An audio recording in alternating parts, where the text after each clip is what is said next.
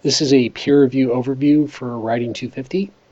As you can see, what I have on the screen right now is our best practices for peer response, which is located in your Week 2 folder in Blackboard. Lists all what you need to do as a peer reviewer and what you can expect from someone who is looking at your paper and marking it up. Peer review is a required component to this class. Every peer review is worth about 10% to each paper that you get peer reviewed. So it's very important that you look at this assignment and take it very seriously to that paper's grade. Um, and just as you would expect someone to take an interest in your work, you will need to take an interest in someone else's work too and give them some good commentary and response based on these items listed on the best practice for peer review and peer response. Um, First one, of course, is to pay attention to what's going on the page, to be a close reader, to think about what's going on.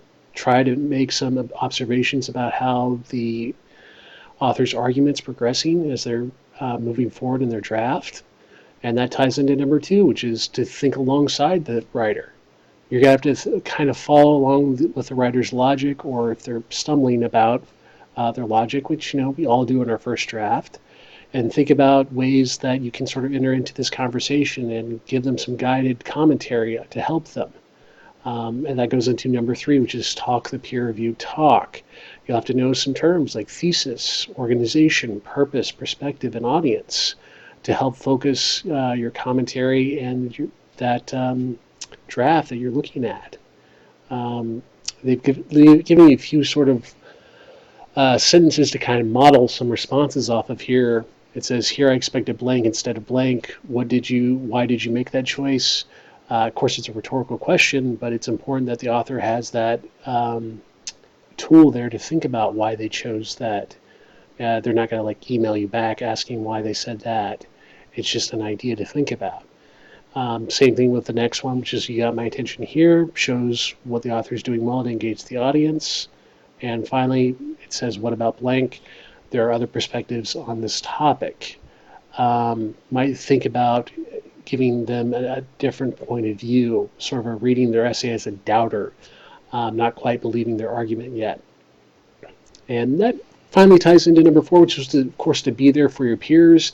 You want to be nice, you want to be thoughtful, but there's nothing worse to tell someone in a peer review situation that it's great, it's good, and give them so little just sort of crappy commentary that doesn't help them revise their draft. And it just ends up really hurting their grade. So you want to give helpful, nice, critical comments. And I'll show you what those are in just a second when I go through our student sample here from one of our volunteers in class who agreed to have her paper peer reviewed for this. But this list of guiding questions below is very helpful to kind of keep in mind as you're actually writing up on the document of your peer what you want to try to talk to them about as well. And without much more than that, we'll just go on to Emma's paper. So you see that I've already finished marking up Emma's draft here. It's a good draft. We'll talk about it in just a minute in detail. She did a good job. It's, complete, meets the actual minimum page requirement. So she went well beyond the 50% that was required for this, which is great. It just needs to be tweaked into a slightly different direction. How do you go about commenting on a draft? Well, most of you hopefully use Microsoft Word. And if you go up to this review icon at the very top up here, you click on it, you can click on the track changes feature here, and you can turn on track changes. And that will allow you to actually type in the actual body of the text. As you see here, I've left a little note saying that the title belongs up here in the header. Sort of a format thing, which we'll talk about in a second. But the other really nice thing is you can actually leave a comment. If you go down here to type in new comment, it pops up here on the side. As I noted, it's a great title to start off with, too. But a few things to just go about just formatting the essay first and foremost. I'll leave you hot links into your actual essay. I say hot links, they're hyperlinks. But I noted here in Emma's draft, it says, look and see how the student sample is formatted in Blackboard, just to see a way for her to revise this so it's a little bit better shape. And we go up here, and you see the student sample here on Blackboard. You see it actually has a title page because Emma is writing her essay in APA, and some of you are going to be writing APA too. MLA does not have a title page, but APA does. And we'll go on the OWL website at Purdue at the end of this to show you that in just a second. Okay, so this is basically the title page. So Emma's title will go here, just as your title would too, University of Mississippi, and you'd have a very small little author's note. This paper was prepared for English 250, web section, in this case number 2, otherwise known as applied writing, taught by Mark Watkins. And you will be done with your title page. And scrolling down, you'll notice that the title is all in caps in the header, followed by the page number off here to the side. And you have then the title then completely down here centered, not in caps, followed by the actual paper. So it's really important to review this as you look at it as well. That's why I put those student samples up on Blackboard. And I'll refer to them quite a bit to give you guys some sort of a guidance to look at, not just how to actually format the paper, but to look at the content of the paper as well. And we'll go back to Emma's essay here. And we kind of talked about this. One thing too, I noted kind of right off the bat, Wikipedia, and you could just kind of scroll over this. It says, try to use a scholarly article in Writing 250. Wikipedia is not a vetted source, so it doesn't really have many editors that approve items. So if you can go through the library database or even find in your articles a great topic about mainstreaming, that would be something to kind of think about putting in your paper for definitions. .orgs used to be really great websites, but now you can actually create a .org website and host a blog on it. It doesn't have anything that's vetted. And that's something to kind of think about too. So try not to use Wikipedia in your paper. And try to think about this as you go along in drafting your find your own academic voice essay too. And one thing I noticed about Emma's essay is that it sets up a really firm argument, a good argument, but we need to kind of shift away to that and more into the discourse community. So perhaps an overview of what your research has found within the community could be more helpful in this case, other than just arguing about the negative effects or the benefits of mainstreaming. And that's something to kind of think about too. That's the major overall discussion I have with this. Mentioned again a little bit there about the source, and just reading the paper, going through it, making a few other comments as well. Trying to tweak the actual direction of the essay. We get to this comment on this paragraph. Great commentary in the paragraph. Great, what's going on in it. The actual content is wonderful, but it needs to be drawn more towards the discourse community and what goes in there too. And little things like comma usage.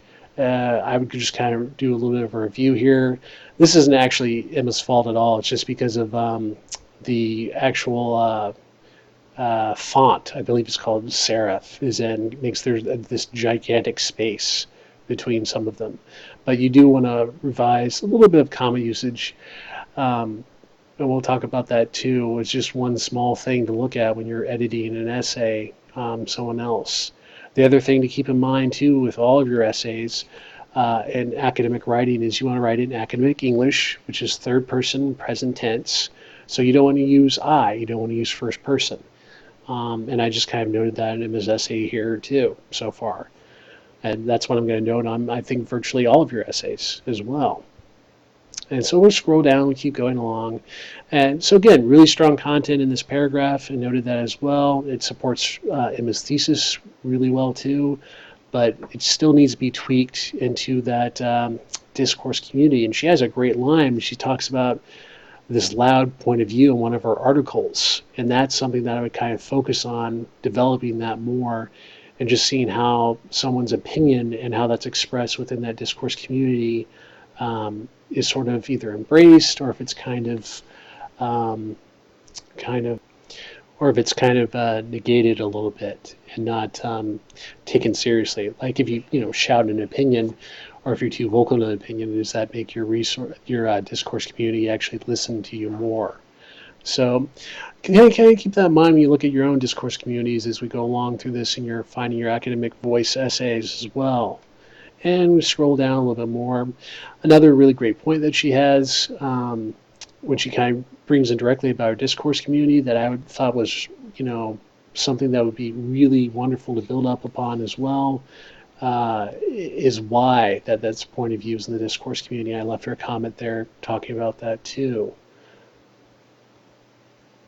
And last thing, of course, is just tying it into the discourse community for this paragraph too. Um, Other thing that's to kind of think about is to look at how to actually, if you include block quotes like Emma did here, which is any more than 4 lines of text that's directly quoted, you have to actually indent that correctly.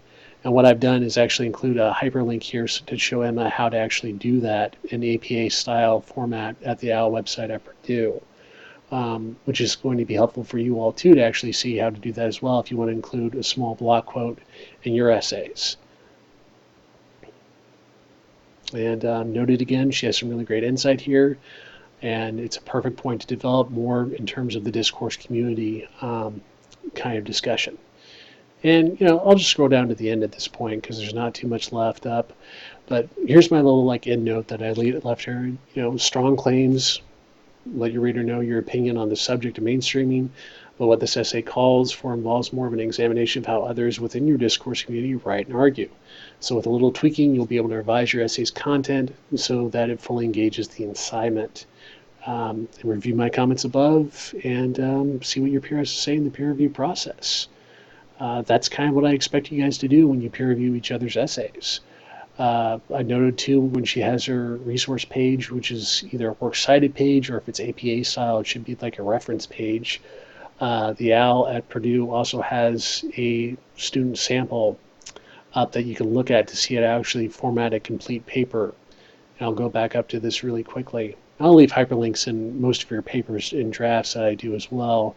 And this is the complete student sample up at the OWL website.